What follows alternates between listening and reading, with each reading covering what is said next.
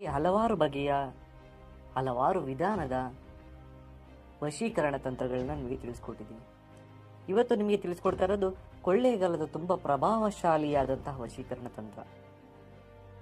ಈ ವಶೀಕರಣ ತಂತ್ರವನ್ನು ಪ್ರೀತಿ ಪ್ರೇಮ ಮಾಡಿರ್ತಕ್ಕಂಥವ್ರು, ಪ್ರೀತಿಸಿರೋಂಥವ್ರು, ದೂರ ಆಗಿದ್ರೆ, ಗಂಡ ಹೆಂಡತಿಯಲ್ಲಿ ವಿರಸವಾಗಿದ್ರೆ, ಇನ್ನು ಇಷ್ಟಪಟ್ಟವರು ವಿರಸವಾಗಿದ್ರೆ, ಜಗಳ ಆಗಿದ್ರೆ, ದೂರವಾಗಿದ್ರೆ ಅಂಥವ್ರನ್ನ ಹತ್ರ ಪಡ್ಕೊಳ್ಳೋಂಥ ತುಂಬ ತುಂಬ ತುಂಬ ಸುಲಭವಾದ ವಿಧಾನ.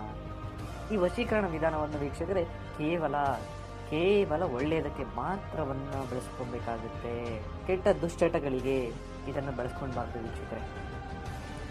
ಹಾಗೂ ನೀವು ಇನ್ನು ನಮ್ಮ ಚಾನಲ್ಗೆ ಸಬ್ಸ್ಕ್ರೈಬ್ ಆಗಿಲ್ಲ ಅಂದರೆ ಈ ಕೂಡಲೇ ಸಬ್ಸ್ಕ್ರೈಬ್ ಆಗಿ. ನಿಮಗೆ ಹಲವಾರು ಈ ಥರದ ವಿಚಾರಗಳನ್ನ, ವಿಧಾನಗಳನ್ನ ತಿಳಿಸ್ಕೊಡ್ತೀವಿ. ಹಾಗೂ ಇವತ್ತಿನ ವಿಚಾರ ಹೇಗೆ ಮಾಡೋದು, ಕೇವಲ ಒಂದೇ ಒಂದು ಗ್ಲಾಸ್ ನೀರಿನಲ್ಲಿ ಈ ಕೊಳ್ಳೇಗಾಲದ ತುಂಬ ಪ್ರಭಾವಶಾಲಿ ವಶೀಕರಣ ಮಾಡಬಹುದು. ಒಂದು ಗ್ಲಾಸ್ ನೀರನ್ನು ತಗೊಳ್ಬೇಕು.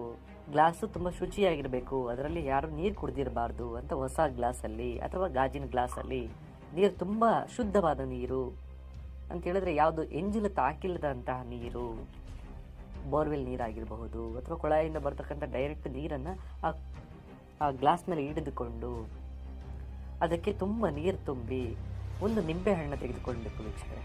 ಆ ನೀರು ತುಂಬಿದ ನಂತರ ಒಂದು ನಿಂಬೆ ಹಣ್ಣು ತೆಗೆದುಕೊಂಡು ನಿಮ್ಮ ಹೆಸರು ಮೊದಲನಾಗಿ ಅದರ ಹಿಂಭಾಗದಲ್ಲಿ ಪ್ಲಸ್ ಚಿಹ್ನೆ ಹಾಕಿ ನೀವು ಯಾರನ್ನ ವಶೀಕರಣ ಮಾಡ್ಕೊಳ್ಬೇಕು ಅಂದ್ಕೊಂಡಿದ್ದೀರೋ ಅವರ ಹೆಸರನ್ನು ಬರೀಬೇಕು. ಈ ನಿಂಬೆ ಹಣ್ಣು ಆ ಗ್ಲಾಸ್ ನೀರಲ್ಲಿ ಹಾಕಿ ಮತ್ತೆ 2 ಲವಂಗವನ್ನು ತೆಗೆದುಕೊಳ್ಳಿ. ಆ ಲವಂಗವನ್ನು ಕೆಂಪು ದಾರದಿಂದ ಸುತ್ತಬೇಕು. 3 ಗಂಟೆ ಹಾಕಬೇಕು ವೀಕ್ಷಕರೇ. ಒಂದು ಲವಂಗ ನಿಮ್ಮದು, ಇನ್ನೊಂದು ಲವಂಗ ಬೇರೆಯವರದು. ನೀವು ಯಾರನ್ನ ವಶೀಕರಣ ಮಾಡ್ಕೊಳ್ಬೇಕು ಅಂತಿದ್ರೋ ಅವರದು. 2 ಲವಂಗವನ್ನು ಗಂಟೆ ಹಾಕಬೇಕು, 3 ಗಂಟೆ ಹಾಕಬೇಕು.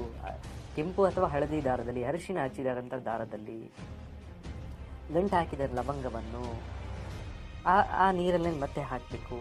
ಮತ್ತೆ ಈ ನೀರಿಗೆ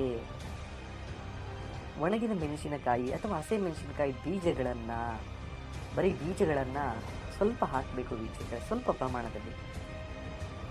ಈ ನೀರಿಗೆ ನಿಂಬೆಹಣ್ಣು, ದಾರ ಸುತ್ತಿದ ಲವಂಗ ಮತ್ತು ಈ ಬೀಜವನ್ನು ಹಾಕಿದ ನಂತರ ನೀವು ಮಲಗುವ ಕೋಣೆಯಲ್ಲಿ ಅಥವಾ ನೀವು ಮಂಚದ ಮೇಲೆ ಮಲಗುವಾಗಿದೆ ಮಂಚದ ಕೆಳಭಾಗದಲ್ಲಿ ಒಂದು ರಾತ್ರಿ ಇಡಬೇಕು.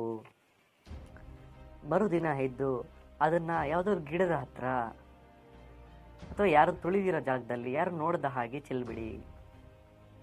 ಈ ರೀತಿ ಮಾಡಿದ್ದೇ ಆದಲ್ಲಿ ಒಂದೇ ಒಂದು ವಾರದಲ್ಲಿ ನೀವು ಯಾರನ್ನ ವಶೀಕರಣ ಮಾಡ್ಕೊಳ್ಬೇಕು ಅಂದ್ಕೊಂಡಿದ್ದೀರೋ ಅವರು ನಿಮ್ಮ ಬಳಿ ಬರ್ತಾರೆ. ಅವರಷ್ಟಕ್ಕೆ ಅವರೇ ಬರ್ತಾರೆ. ನಿಮ್ಮ ವಶೀಕರಣ ತಂತ್ರ ಫಲಿಸುತ್ತದೆ.